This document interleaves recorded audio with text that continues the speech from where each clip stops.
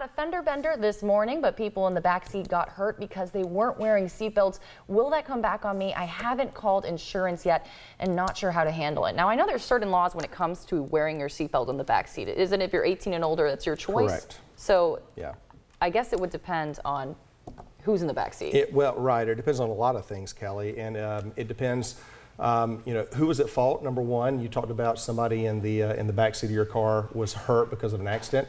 First question I had was, whose fault was it? Was it your fault or was it somebody else's fault?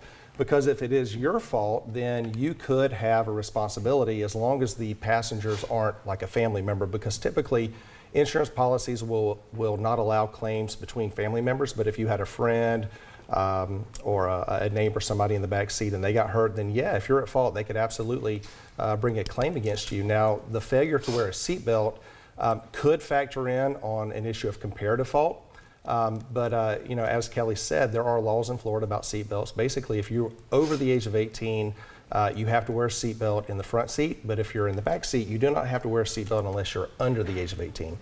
Anybody under the age of 18 in Florida has to wear a seatbelt regardless of where they're seated. So there's seatbelt laws that come to this. There's fault liability laws that come to this based on who was at fault for the crash. And so really, it's one of those things, Kelly, where it's that classic lawyer response. It depends.